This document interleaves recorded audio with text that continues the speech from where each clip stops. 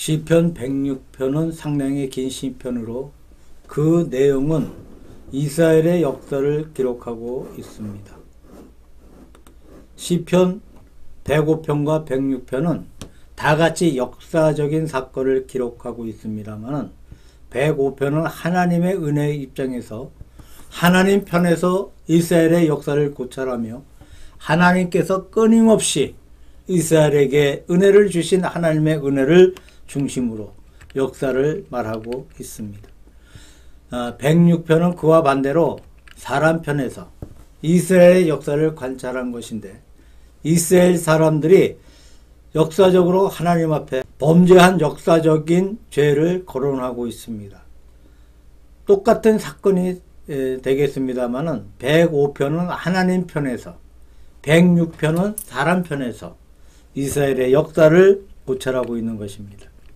자, 하나님께서 우주 만물을 창조하실 때에 우리가 흔히 말하기를 시간과 공간을 창조하셨다고 말합니다.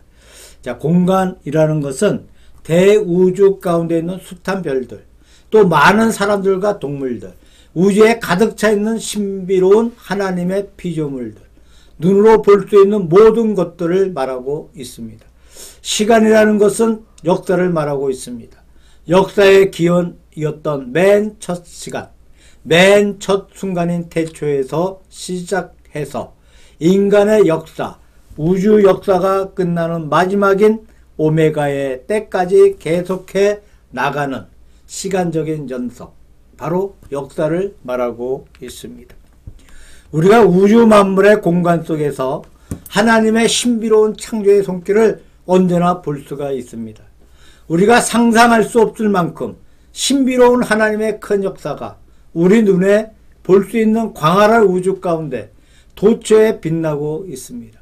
마찬가지로 오랜 시간의 연속 가운데 역사 속에서 우리가 부정할 수 없는 하나님의 손길을 그 속에서 더듬어 보지 아니할 수 없습니다.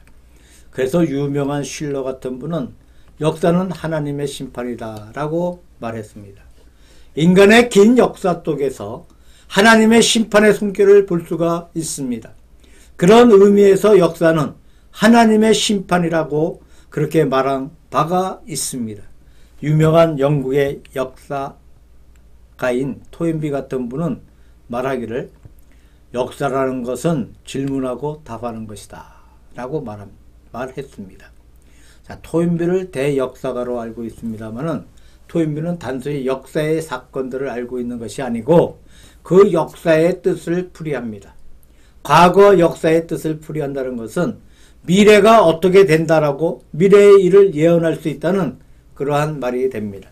왜냐하면 장관 역사 속에서 하나님의 손길을 우리가 볼 수 있으니까 과거에 역사하신 하나님께서 지금도 역사하시고 미래에도 역사하실 테니까 우리가 과거의 역사 속에서 하나님의 손길, 하나님의 지배하심을 올바르게 알아내기만 한다면 미래가 어떻게 된다, 어디로 흘러간다는 그 사실도 미리 알 수 있는 것입니다. 그래서 진정한 역사가라는 것은 예언자 또는 미리 말할 수 있는 자라고 할 수 있습니다.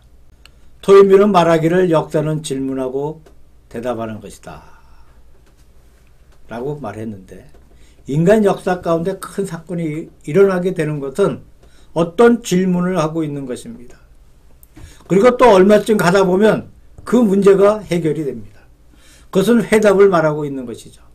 우리가 끝없이 반복돼 나가는 여러 가지 큰 사건, 작은 사건, 예를 들면 국제 간의 큰 전쟁이라던가 또 작은 사건, 한 개인이 나고 죽는 사건이라거나 더 작은 사건, 우리가 매일매일 만나는 여러 가지 사물들을 통해서 어떠한 문제를 만나. 그것이 바로 질문이라는 겁니다.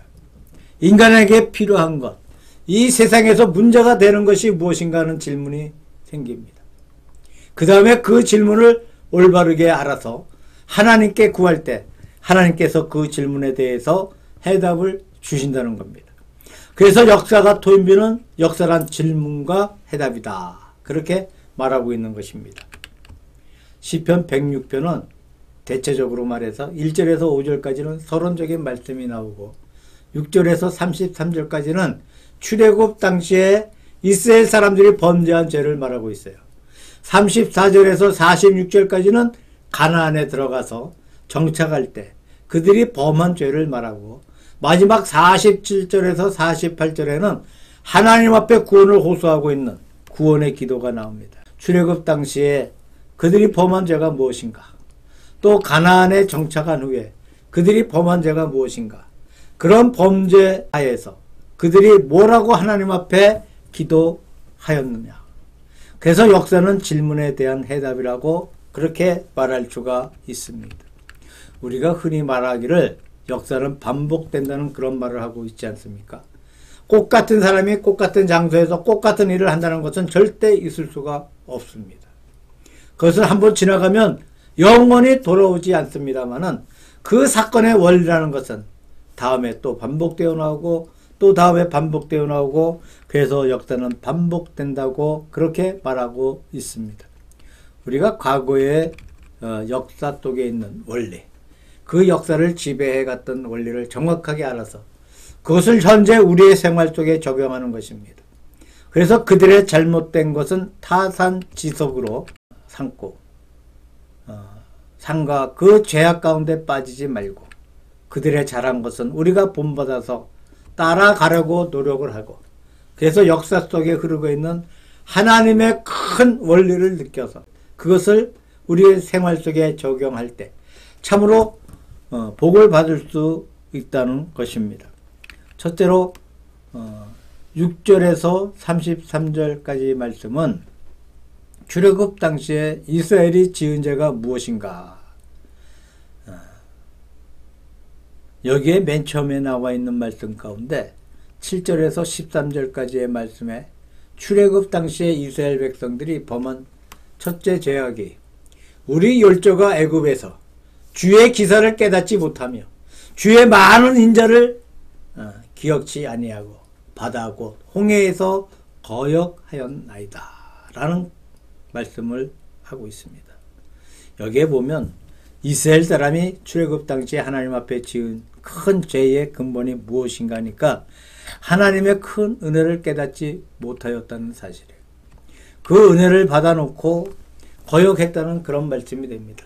또 13절에도 같은 말씀이 있습니다만은 저희가 미구의 그 행사를 잊어버리며 그 가르침을 기다리지 아니하였다라는 말씀이 기록되어 있습니다.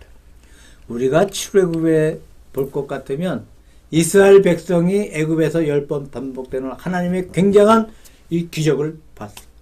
물이 변해서 피가 되고 이가 생기고 파리가 나오고 어둠이 생기고 장자가 죽고 하는 그런 등등의 기적입니다. 10번이나 그런 기적이 반복됨으로써 참으로 확실한 하나님의 손길인 것을 그들로 하여금 깨닫게 해 주었습니다. 심지어 그토록 완고했던 바로까지 마지막에 가서는 마음이 깨뜨려져서 항복을 했어요. 확실한 하나님의 증거를 보여주셨는데 하나님의 백성인 선민들이 그때는 좋아해놓고 얼마 가지 못해서 다 잊어버리고 하나님의 사랑과 인자를 깨닫지 못하고 기억하지 아니하고 곧장 거역했다는 말씀이에요. 홍해에 갔을 때도 거역했다는 말씀이 나옵니다. 이스라엘 백성이 광야에서 숱한 여러 가지 범죄를 많이 지었는데 그 범죄의 근본 원인이 무엇입니까? 하나님의 은혜를 기억하지 못해서 그랬다는 거예요. 하나님의 큰 은혜를 깨닫지 못해서 그랬다는 사실입니다. 이것이 대단히 중요한 사실입니다. 우리가 하나님 앞에 왜 범죄를 합니까? 왜 우리가 하나님 앞에 감사하지를 못합니까? 하나님의 은혜를 곧장 잊어버려서 그렇다는 겁니다. 사람이라는 것은 너무나 야속할 때가 참으로 많이 있습니다. 우리 보통 인간 사회에도 그런 것을 볼 수가 있습니다. 좀 남에게 친절을 베풀어주면 고맙다고 하고 감사할 줄 아는데 친절을 더해주고 많이 해줘버리면 깨닫지 못해. 오히려 이상한 반항을 하고 오해를 하고 욕을 하고 대항하는 그런 것을 볼 수가 있습니다. 작은 은혜는 감사하면서 큰 은혜는 배반하고 많은 소위 배은망덕한 그런 것을 얼마든지 볼 수가 있어요. 이스라엘 백성은 참으로 배은망덕한 백성이었습니다. 큰 은혜를 받았는데 걸핏하며 하나님을 원망하고 하나님 앞에 영광을 돌리지 못했어요. 이것이 바로 이스라엘 백성이 출애굽 당시의 죄를 보면 모든 범죄의 근본 원인이 되는 것입니다. 우리가 하나님의 은혜를 깨닫는다고 하는 것, 은혜를 간직하고 그 은혜에 대해서 감사하는 것, 이것이 대단히 소중한 일인 줄로 생각해 합니다. 남에게 작은 친절을 받았는데 아무리 작은 친절이라도 남에게 받은 것은 잊지 말고 그것을 마음속에 기억하고 무엇인가 어떠한 방법으로든 그것에 대해 감사를 표시하고 나타내고 또 그것을 길이길이 마음속에 간직할 줄 아는 이것이 참으로 필요하다고 생각해 봅니다. 아마 이것이 모든 인격의 근본이 되는 것이 아닌가 생각합니다. 하나님을 향한 우리의 신앙생활도 그렇다고 믿습니다. 우리가 받은 바 은혜를 감사할 줄 안다면 아마 그것이 우리의 생활에 있어서 참된 건전한 생활의 근거가 되지 않겠느냐고 느낍니다. 예를 들면 우리가 교회에 나와서 기도를 드리는데 한 10분 정도 기도를 드렸다고 합시다. 10분간 기도를 드리는데 10분 가운데서 감사하는 시간이 얼마쯤 됩니까? 그 다음에 달라고 구하는 시간이 얼마쯤 됩니까? 또 조목조목으로 따진다면 감사할 조건이 몇 가지가 되겠습니까? 구한 것은 몇 가지가 되었습니까? 우리가 엄격히 생각해 보면 하나님 앞에 구한 것을 구하라. 그리하면 주실 것이라고 했으니까 다 받았을 텐데 그러면 우리가 10분을 기도했다면 5분은 감사하고 5분은 구해야 되지 않겠습니까? 예를 들면 우리가 10가지를 구했다고 한다면 10가지 구한 것만큼 10가지 감사해야 되지 않겠습니까? 10가지를 감사하고 10가지를 구해야 할 것인데 사실은 그렇지가 않다는 거예요. 우리가 감사하는 것은 기도의 처음에 극히 형식적으로 감사합니다. 한마디 뿐이거든요. 그 외에는 전부가 구하는 것뿐입니다. 그럼 그렇게 많은 것을 구해가지고 받지를 못했다는 말인가? 받아도 감사하지 않았다는 것인가? 우리가 한번 생각해 볼 필요가 있다고 생각합니다. 어떤 분은 말하기를 1시간 정도 기도하면서 하나도 구하지 말고 전부 감사만 해보라고 1시간 내내 처음부터 끝까지 구하지 말고 감사만 해보라고 합니다. 그러면 우리 마음속에 무엇을 주십시오 라고 하는 것보다도 더 큰 은혜를 받을 것이라고 말한 분이 있어요. 일리가 있는 말씀이 아닌가 생각해 봅니다. 신학교 다닐 때 또 목회자가 되어서 답답하고 힘들 때 기도원에 가서 기도합니다. 그러면 우리가 철학을 할 때도 마찬가지죠. 우리가 신학교 다닐 때 산에 가서 밤새 기도를 해도 주여 주여 하고 우리 생각나는 거 기도하면 30분도 안 돼요. 그 다음에 어떻게 해요? 방언을 한다고 막 방언을 떠들어대요. 그러고 내려오고. 감사의 기도를 한 적이 없어. 근데 시간이 지나면서 깨닫는 것이 우리가 기도한 것을 시간이 지나서 가만히 기억해 보면 하나님이 응답해 주시지 않은 것 같은데 다 응답받았어. 그러니까 우리는 기도할 때 감사해야 된다는 거예요. 감사의 기도를 많이 해야 된다는 거예요.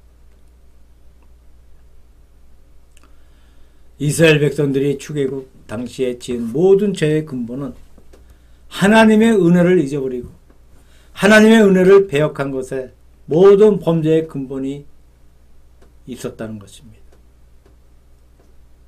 두 번째로 13절 14절에 이러한 말씀이 있습니다.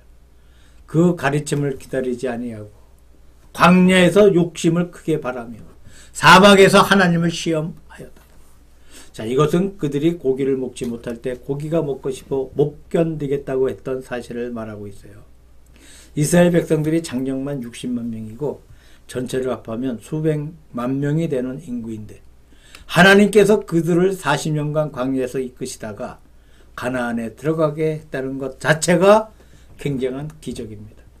더구나 그 40년간에 하나님께서 하늘에서 만나가 내려 주셨어요. 아침마다 그들에게 만나를 먹여주셨는데 보통 때는 꼭 하루에 한 오멜씩 만나를 거두었는데 많이 거두어도 남는 것이 없고 적게 거두어도 부족한 것이 없이 꼭꼭 한 오매씩 되었다라고 말씀하고 있습니다. 보통 때에 그것을 너무 많이 거둬두면 그 다음날 아침에 보게 되면 구더기가 일어나서 못 먹게 되고 썩어 버렸습니다. 그러나 안식일 전날에는 배를 거두어 놓아도 안식일날 썩지 아니했다고 합니다. 그 얼마나 큰 이적이겠습니까? 만나가 내린 것 자체, 많이 거두어도 적게 거두어도 부족한 것이 없다는 그 자체, 또 안식일에 먹게 하기 위해서 전날 거두어 놓아도 썩지 아니했다는 그 사실, 이 전부가 기적의 연속입니다. 그 신비를 느꼈더라면 아마 고기를 먹고 싶다 해서 하나님을 시험하거나 욕심을 부려서 원망하지 아니했다고 생각해 봅니다. 그러나 만나를 주신 은혜를 까맣게 잊어버렸습니다. 사람이나 이미 가진 것에 대해서 감사할 줄 모르고 없는 것에 대해 원망을 잘한다는 말이 있어요. 내게 없는 것은 자꾸 곤란해 원망을 하면서 내가 가진 것에 대해서는 감사할 줄 모른다는 그러한 말입니다. 이스라엘 백성들이 욕심을 부려서 고기를 먹고 싶다고 해서 하나님께서 바람을 일으켜 메추라기를 보내주셨는데 그들이 너무 욕심을 부림으로 메추라기를 다 먹지도 못해서 하나님께서 그들을 쳐서 많이 죽이셨다는 기사가 나옵니다. 세 번째로 광야에서 그들이 지은 죄는 16절 17절에 기록되어 있는데 저희가 진에서 모세와 여호와의 성도 아론을 질투하며 땅이 갈라져 다단을 섬기며 아비람의 당을 덮었으며 라고 했어요. 그들이 모세를 거역하고 당을 지었던 죄가 출애굽 당시에 광야에서 벌어진 일이었습니다. 분명히 하나님께서 모세를 통해 역사하셨고 모세를 통해서 애굽에서 놀라운 기적을 나타내셨고 모세를 통해 시내산에서 계명을 주셨고 모세를 통해 모든 것을 인도해 주신 것이 사실이었습니다. 그런데 그들이 그 모세에게 반항을 하고 당을 지어서 애굽으로 돌아가자라고 했을 때 그때 고라의 무리들이 땅이 갈라져서 땅속에 묻혀 죽은 사건이 있습니다. 이것은 당을 짓는 죄입니다. 당을 짓는다는 것은 하나님의 주권에 거역하는 죄가 되겠습니다. 물론 모세는 사람이었지만 그러나 모세가 자기 힘으로 지도한 것이 아니고 어디까지나 하나님의 부르심을 받아서 하나님이 세우심으로 말미암아 그가 애굽에서 나와서 하나님의 명령을 따라서 백성을 구해내는 대업을 맡았던 것입니다. 모세가 거룩한 하나님의 소명을 받을 때 그는 3번이나 그 사명을 거절했어. 제가 그 일을 도저히 못하겠습니다. 그러나 하나님이 기어코 잡아내셔서 그를 애굽으로 보내신 것입니다. 그러니까 모세의 역사의 배후에는 하나님께서 계신 것입니다. 그래서 모세를 거역했다는 것은 바로 하나님을 거역했다는 말이 됩니다. 그러나 모세를 통해서 하나님을 거역하고 하나님의 주권에 도전하고 애굽으로 돌아가자 했을 때 땅이 갈라져 그들을 삼켰죠. 당을 짓고 하나님을 거역한 죄를 광야에서 지었습니다. 마지막에 19절에 보면 저희가 호렙에서 송아지를 만들고 부어 만든 우상을 숭배하였다고 합니다. 마지막에 우상 숭배가 나오는데 28절에 보면 저희가 또 바알볼과 연합하여 죽은 자에게 제사한 음식을 먹어서라는 그러한 말씀이 나와요. 자, 그들은 이렇게 우상 숭배를 하였어요.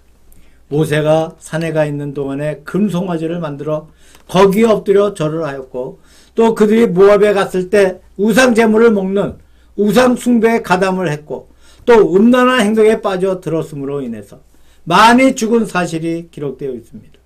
그러니까 마지막 죄는 하나님을 거역하고 우상 숭배했던 죄악이었습니다. 결국 출애굽 당시에 지은 죄가 무엇이냐?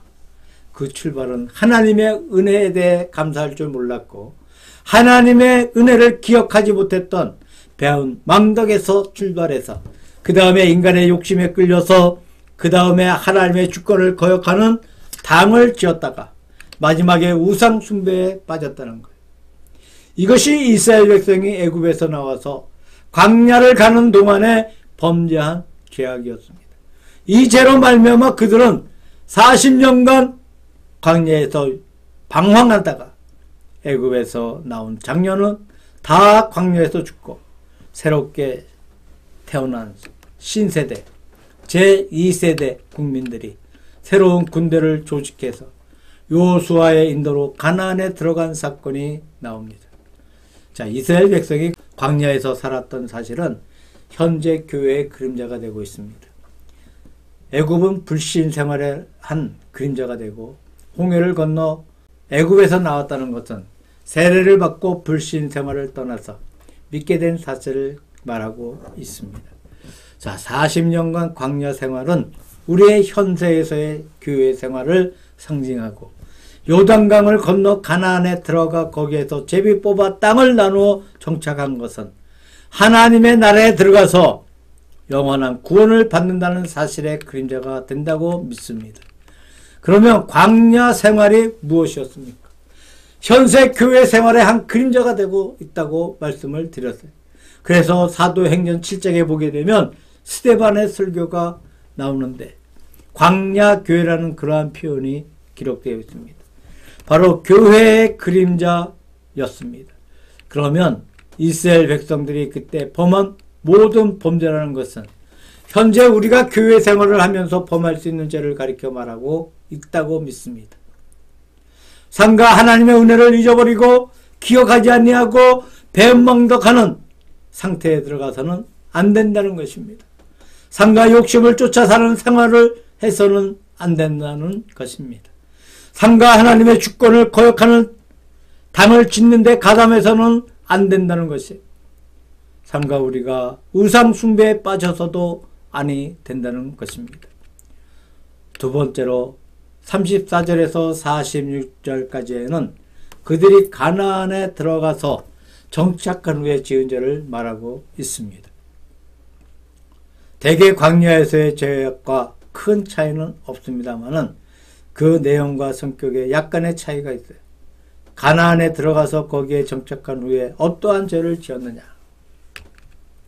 첫 번째는 34절 말씀 가운데 저희가 여호와의 명을 쫓지 아니하였으니 또 이족들을 멸하지 아니하고 라는 말씀이 나와요.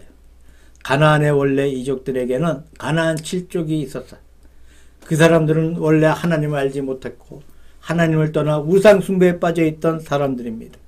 사실 이 가나안 족속 중에는 몸이 대단히 장대한 아낙 자손들이 있고 거인들이었다고 말하고 있습니다. 그러나 하나님께서 그러한 가나안 족속들을 멸망시켜버리고 이스라엘 군대 앞에서 다 항복시켜 주셨는데 이스라엘 자손은 그 이족들을 다 멸망시키지 않고 남겨두었다고 했어요. 이것은 이스라엘의 가나안 생활에 큰 화가 되었습니다. 만약에 그들을 완전히 멸망시켰다면 이스라엘 백성 그 후에 아무 문제 없이 계속 흥왕해 나갔을 터인데 그 사이에 이 이방 백성이 섞여 있다가 그들이 한때는 이스라엘 백성들에게 종살이를 했지만 그 다음 때에는 강성해져서 도리어 이스라엘 백성들을 지배했어요. 그래서 사사시대가 오게 됩니다. 가나안인의 지배를 받고 혹은 모압인의 지배를 받고 혹은 미디안의 지배를 받고 이런 식으로 끊임없이 반복해서 교대로 이스라엘을 괴롭혔고 이스라엘은 한참을 고생을 하다가 사사가 나오고 그들을 격퇴하고 평화를 차지하는 역사가 반복되는 것을 볼 수가 있습니다. 물론 우리가 현대사회에서는 사람을 멸절시키라는 그런 말을 함부로 해서는 안 되겠지만 그러나 이 말은 우리가 영적으로 생각해 볼 때 하나님 앞에 불신앙의 세계, 미신의 세계, 하나님을 거역하는 세계, 우상의 세계를 멸절하라는 이야기입니다. 우리가 진리를 사랑한다는 것이 무엇입니까? 비진리를 미워한다는 말이에요. 우리가 참 진리를 사랑하는 마음이 강해지면 비진리를 싫어하게 되고 미워하게 된다는 거예요. 우리가 죄는 미워하되 사람은 사랑하라고 했습니다. 사람을 사랑해서 그들을 구원시키는 것은 마땅하지만 사람의 죄까지 사랑해서는 안 된다는 것입니다. 죄는 미워하고 싫어하고 도말시켜야 된다는 이야기입니다. 죄를 도말하지 아니했기 때문에 그것이 이스라엘 백성들에게 가시가 되고 그들을 멸망시키는 올무가 되었다는 이야기입니다. 두 번째 죄는 36절에 기록되어 있습니다만은 역시 우상숭배. 그 우상들을 섬김으로 그것이 저에게 올무가 되었도다. 저희가 그 자녀로 사신에게 제사하였도다 라는 말씀이 기록되어 있습니다. 이스라엘 백성들은 바알을 섬기고 혹은 아세라 목장을 섬기고 혹은 그모스를 섬기고 하는 식으로 가나안 백성들 사이에 있던 우상을 숭배했어요. 심지어 참으로 놀라운 것은 다윗의 아들이요 이스라엘의 솔로몬 같은 현명한 왕이 영화를 극히 누렸던 그 왕까지도 나이가 많아져서 마음이 혼돈해지고 많은 왕비들의 유혹을 받아서 우상을 숭배했다고 기록되어 있지 않습니까? 그래서 솔로몬의 아들 르호보암 때에 가서 나라가 나누어 버리고 큰 화를 당하는 사실이 기록되어 있습니다. 그러니까 하나님 앞에 이적을 멸절시키지 않았던 것이 꼬리를 물고 남아서 결국은 우상 숭배로 발전해 갔다는 그러한 이야기가 됩니다. 자, 지금도 자세히 보면 우리 주변에 얼마나 많은 우상들이 있는지 몰라요. 하나님의 모습을 무슨 사람의 모습으로 바꾼다거나 동물의 모습으로 바꾼다거나 혹은 새나 돌의 모습으로 바꾼다거나 이런 모양으로 현대인의 마음속에도 무엇인가 우상이 가득 차 있습니다. 그런 우상을 숭배하는 이것이 가나안에서 범죄한 두 번째 죄악이었습니다. 세 번째 죄는 38절에 기록되어 있습니다만은 무죄한 피, 곧 저희의 피를 흘려 가나안 우상에게 제사함으로 그 땅이 피에 더러워졌도다 라는 말씀이 기록되어 있어요. 예를 들면 아합 왕이 나봇의 포도원을 빼앗기 위해서 아무 죄가 없는 나봇을 잡아 거짓 증인을 세우고 그를 죽이는 사건이 기록되어 있습니다. 나봇은 자기의 조상 때부터 내려오는 유업을 팔 수 없다고 그렇게 거부했어요. 아무리 왕이라고 하지만 자기 조상 때부터 내려온 기업을 내가 팔 수 없다고 말합니다. 자, 나봇의 말은 정당한 말이었고 또 하나님의 말씀에 부합한 말씀이었어요. 그런데 아합은 욕심이 났어요. 아합의 아내 이사벨이 악한 꾀를 내어 거짓 증언을 세워서 나봇의 하나님과 왕을 저주하였다 하는 죄를 덮어 씌웁니다. 그리고 돌로 쳐서 죽여버렸어요. 그때 엘리야가 나봇이 죽은 그곳에서 아합 왕도 죽을 것이고 나봇의 피를 개가 핥았는데 그곳에서 아합의 피도 핥을 것이라고 예언한 말씀이 나옵니다. 아무튼 무죄한 피를 흘렸다는 것이 가나안에서 범죄한 죄악의 내용이었습니다. 자, 그러면 여기에 우상 숭배와 무죄한 피를 흘렸다 하는 이 두 가지 사실이 언제나 그림자처럼 따라온 것을 볼 수가 있어요. 우상 숭배는 종교적인 죄악에 속합니다. 무죄한 피를 흘렸다는 것은 도덕적인 혹은 정치적인 죄악에 속합니다. 이 신앙 세계의 문제와 도덕적인 문제가 언제나 같이 따라옵니다. 우리 신앙이 상승해 가면 우리의 도덕 생활도 상승해 가고 우리의 신앙이 타락해 가면 우리의 도덕 생활도 타락해 가고 이 둘은 늘 같이 비례해서 온다는 것입니다. 우리가 믿음은 좋다고 하면서 도덕 생활이 타락했다면 믿음이 좋은 것이 아니라 무엇인가가 잘못된 것이에요. 그래서 우상 숭배의 죄가 성행할 때에 무죄한 피를 많이 흘렸다는 사실입니다. 이스라엘과 유다가 멸망했을 때 그 죄악은 이것이었어요. 하나는 우상 숭배했던 것이고 하나는 무죄한 피를 흘렸다는 이것이었습니다. 그래서 아모스 같은 분은 공의를 강같이 흐르게 하라고 외치고 있습니다. 온 나라의 공의를 강같이 흐르게 하라는 것입니다. 이사야 같은 분은 너희가 불의를 행하면서 손에 피가 묻어 있는데 그 피 묻은 손으로 내게 예물을 바치느냐? 누가 너희더러 내 마당을 밟게 하였느냐고 공격한 말씀이 있습니다. 여호와께서 두 눈을 가리고 너희 재물을 보지 아니하신다. 불의를 행하고 사람의 무지한 피를 흘렸던 그 손으로 제사를 드리고 있으니 내가 그 재물을 받지 않겠다고 아주 무섭게 하나님께서 책망하신 말씀이 나옵니다. 그러므로 건전한 신앙에서 건전한 생활이 언제나 따라 나오게 된다고 믿습니다. 그 다음에 네 번째를 보게 되면 41절 이하에 그래서 하나님의 심판에 임했다고 말씀하고 있어요. 저희를 열방의 손에 붙이심에 저희를 미워하는 자들이 저희를 치리하였도다. 주전 721년에 북이스라엘이 아수르에게 포로로 끌려갔고 주전 586년에 남유다 왕국이 바벨론에게 포로로 끌려갔습니다. 이래서 남북이 모두 포로로 끌려가 버리고 나라가 망해버렸어요. 이방의 땅에서 흩어져 살았습니다. 이 포로가 된 것이 바로 하나님의 심판이었습니다. 열왕기서 마지막 부분에 보게 되면 거기에 긴 결론이 나옵니다만 그 결론의 내용이 무엇입니까? 하나님께서 반복해서 그들에게 은총을 베풀어 주셨는데 끝끝내 그들이 하나님을 거역함으로 말미암아 우상을 숭배함으로 말미암아 종류에 그들을 멸망시켜 이방의 손에 붙이셨다는 결론이 거기에 나와요. 얼마나 무서운 사실인지 모르겠습니다. 그런데 그들이 멸망해서 끝나버린 것이 아니고 여기에 44절 이하에 보게 되면 회복이 나오는데 포로된 그 땅에서 그들은 하나님께 부르짖었습니다. 그러나 여호와께서 저희의 부르짖음을 들으실 때에 그 고통을 공고하시며 저희를 위하여 그 언약을 기억하시고 그 많은 인자하심을 따라 뜻을 돌이키사 저희로 사로잡은 모든 자에게서 긍휼히 여기심을 받게 하였도다. 자, 바벨론에서 70년의 긴 기간이 다 찰 때에 하나님께서 메대와 바사를 일으켜 바벨론을 멸망시켜버리고 그것에 잡혀있던 이스라엘 백성들을 고국으로 돌아오게 했어요. 그들이 돌아와 스룹바벨의 인도하에 다시금 성전을 재건하게 되고 느헤미야의 인도하에 성곽을 재건하고 에스라의 인도하에 성경 말씀을 가지고 나라의 재건이 이루어졌던 사실이 있어요.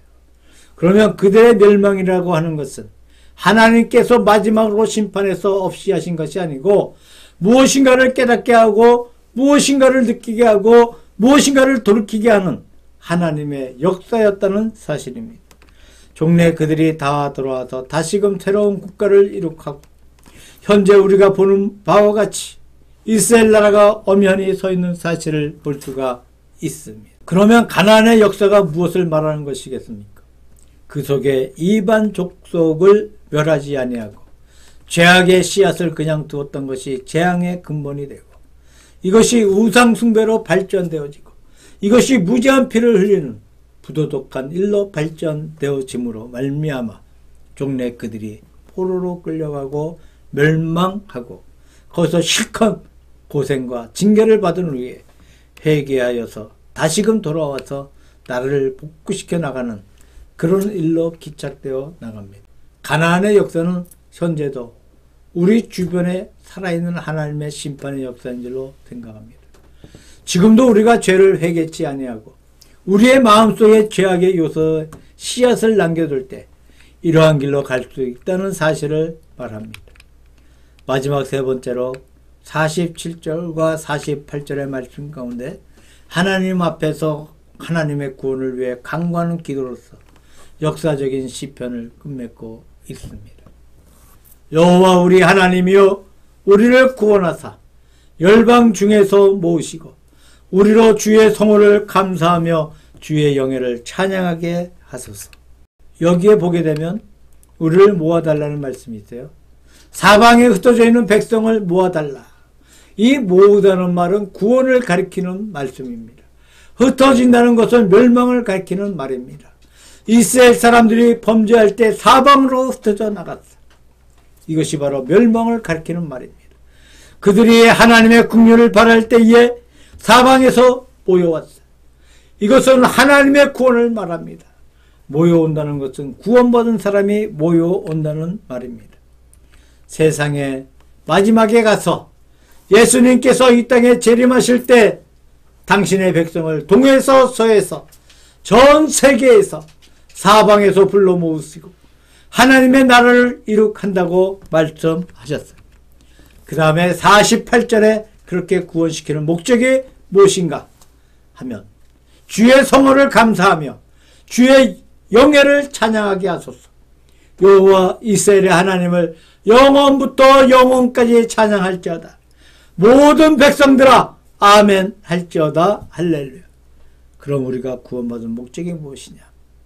마지막에 응대한 감사와 찬양을 하나님께 돌리는 것이 구원의 마지막 결론이고 마지막 결과입니다. 물론 하나님께 큰 감사를 돌린다는 것은 우리 자신의 구원의 감사임을 말하고 있습니다. 우리의 구원은 하나님을 찬양하는 거기에서 결실되는 사실을 말하고 있습니다. 이것이 하나님의 나라, 거룩한 영원한 구원의 모습입니다. 하나님께 무한한 영광이 돌아가고 우리 모든 사람이 무한한 큰 복락을 받게 되는 이 두 가지가 완전히 결합되어서 열매를 맺는 세계, 이것이 하나님의 나라의 세계입니다. 그리고 그것이 역사의 종말에 속합니다. 하나님은 아무것도 없는 가운데 태초의 만물을 창조하실 때 선하신 뜻을 따라 창조하셨죠. 그 뜻을 펴서 창조하시고 에덴을 창조하셨습니다. 그러나 에덴에 마귀가 들어와서 역사가 파괴되고 쫓겨감으로 말미암아 얼핏 볼 때는 하나님이 패배를 당해버리고 인간 생활이 실패하고 만 것 같이 보입니다. 그러나 그것이 아니에요. 역사에 굽이치는 모든 고조의 흐름 속에서 하나님의 뜻이 이루어져 나가고 역사의 마지막에 가서는 만민들이 구원받고 하나님 앞에 모여와서 응대하게 하나님을 찬미하는 것으로서 역사가 끝나게 됩니다.